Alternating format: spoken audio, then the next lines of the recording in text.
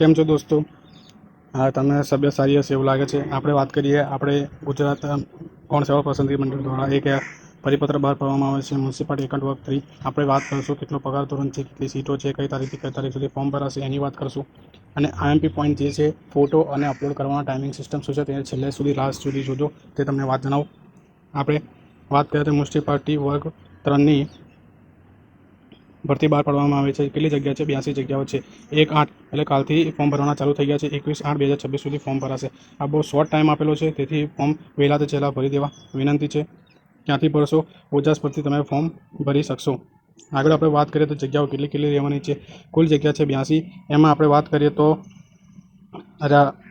General માટે છે 36, ST માટે છે 9, ઓબીસી માટે 22 અને 10 અને 15 એમ તમારા કેટેગરી અનુસાર તમે જોઈ શકો છો. આપણે વાત કરીએ તો વય મર્યાદા શું રહેવાની છે? વય મર્યાદા 21/8/2026થી લઈને 20થી 35ની વચ્ચે હોવી જોઈએ. 21/8/2026થી આપણે તારીખ ગણવાની રહેશે. એમાં જ છૂટછાટ આપેલી છે તે આપણે નીચે પ્રમાણે જોઈ શકો છો. ઓબીસી એસટી માટે કેટલી છે? 10 વર્ષની છે. દિવ્યાંગ માટે 15 છે. અને જો નોર્મલ મહિલા હોય તો 5 વર્ષ છે. ઓબીસી માટે 5 વર્ષની છૂટછાટ આપેલી છે.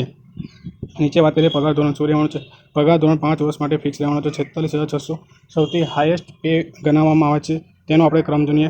ઓડિટર, પછી મ્યુનિસિપાલિટી અને પછી સબ ઓડિટર, એમ આ ક્રમમાં આપણે ભરતી છે. જો તમને એવું લાગતું હોય કે સબ ઓડિટરમાં ના થઈ શકે તો મ્યુનિસિપાલિટીમાં આપણે ફોર્મ ભરીને એક્ઝામ આણીને પાસ થઈ શકીએ છીએ.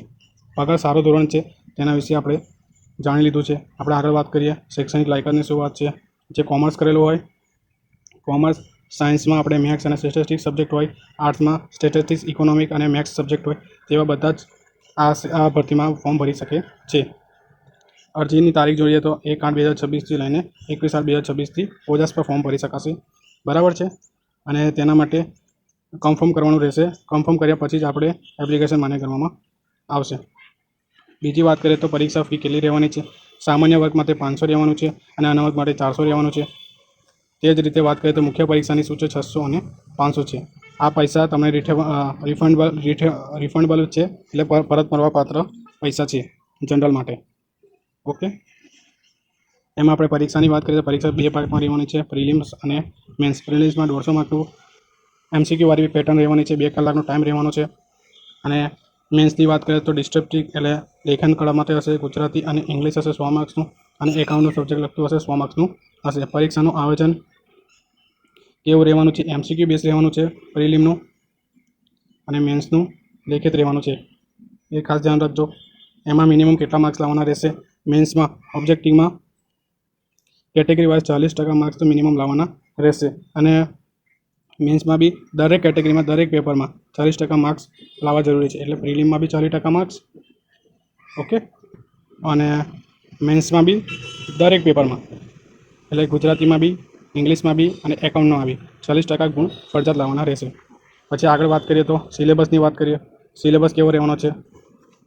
સિલેબસ જનરલ સ્ટડીઝ 20 માર્ક છે, ગણિત 10 માર્કનું છે, ગુજરાતી વ્યાકરણ 10 માર્કનું છે, ઇંગ્લિશ ગ્રામર 10 માર્કનું છે, સ્ટેટિસ્ટિક 10 માર્કનું છે, આંકડાશાસ્ત્ર. પછી ઇકોનોમિક્સની વાત કરીએ તો 10 માર્કનું છે, મેનેજમેન્ટ એન્ડ બિઝનેસ સેકન્ડમેન્ટ 10 માર્કનું છે, પબેડ 10 માર્કનું રહેવાનું છે. તે જ રીતે વાત કરીએ તો ફાઇનાન્શિયલ એકાઉન્ટિંગ 10 માર્કનું, જીએસટી 10 માર્કનું, કોસ્ટ મેનેજમેન્ટ 10 માર્કનું, અને એકાઉન્ટ ફાઇનાન્સ અને કોમ્પ્યુટર એટલે ટેલી 10 માર્ક્સનું રહેવાનું છે. ઓડિટિંગ 10 માર્ક્સનું રહેવાનું છે. અને કંપની ઓડિટિંગ 10 માર્ક્સનું રહેવાનું છે. એમ 150 માર્ક્સનું છે. આપણે વાત કરીએ તો ટેકનિકલ 100 માર્ક્સનું રહેશે. અને જીએસ આપણું 50 માર્ક્સ, એમ કરીને 150 માર્ક્સનું રહેવાનું છે. એપેક્સ બી એમાં આપણે વાત કરીએ મેથ્સનો સિલેબસ રહેવાનો છે. એમાં 15 માર્કનું રહેશે. ઉન્નત નિબંધ કળા રહેવાની છે. સંક્ષેપીકરણ, પત્રલેખન, ચર્ચાપત્ર, આલેખન અને ભાષા અનુવાદ 5 માર્કનું રહેવાનું છે. આમ આપણા માર્ક્સ પ્રમાણે રહેવાનું છે. અને પાર્ટ બીમાં ઇંગ્લિશમાં કયા રહેવાનો છે? આઈએસએ રહેવાનો છે, letter writing, report writing, information visual આવશે, ચાર્ટ આવશે, એકાઉન્ટ આવશે, તેના હિસાબે બનાવવાનું રહેશે. તે જ રીતે પેસિવ રાઇટિંગ આવશે 5 માર્કનું. આગળ વાત કરીએ મેન્સ માટે એકાઉન્ટના કયા સબ્જેક્ટ રહેવાના છે? Financial accounting, cost accounting, management accounting, જીએસટીના સબ્જેક્ટ આવવાના છે, ઓડિટિંગના ઇકોનોમિક્સના સબ્જેક્ટ આવવાના છે, સ્ટેટિસ્ટિક્સના સબ્જેક્ટ આવવાના છે, એ રીતે મેનેજમેન્ટના સબ્જેક્ટ આવવાના છે. તે જ રીતે વાત કરીએ તો બીજું આપણે કેવું પેપર મેન્સમાં રહેવાનું છે, કેટલા માર્ક્સનું પૂછાશે. મેન્સમાં ટેકનિકલના જે સબ્જેક્ટ છે 100 માર્ક્સના. એના અંદર ફાઇનાન્શિયલ એકાઉન્ટિંગના 2 માર્કનો એક ક્વેશ્ચન, 3 માર્કનો એક ક્વેશ્ચન અને 5 માર્કનો 2 ક્વેશ્ચન, એમ 15 ક્વેશ્ચન પૂછાવાના, 15 માર્કના ક્વેશ્ચન પૂછાવાના છે. તે રીતે તમે મેનેજમેન્ટ કરીને એક્ઝામની તૈયારી કરી શકો છો. જો તમને કોઈ વસ્તુમાં તમને ભૂલ લાગતી હોય તો મને ખાસ જણાવજો. અને ખાસ એક વાત રાખજો, ફોટો અપલોડ, જે ફોટો ઓજાસ પર અપલોડ કરવાનો છે તે 21/6 થી લઈને 1 વર્ષની અંદરનો હોવો જોઈએ અને પાછળ વાઇટ બેકગ્રાઉન્ડ હોવું જરૂરી છે. તે ખાસ ધ્યાન રાખજો. Thank you. All the best form ભરવામાં. અને કંઈ ફોર્મમાં ભરવામાં ભૂલ આવે તો મને જણાવજો, મેં તમને કોમેન્ટમાં રિપ્લાય આપીશ. Thank you.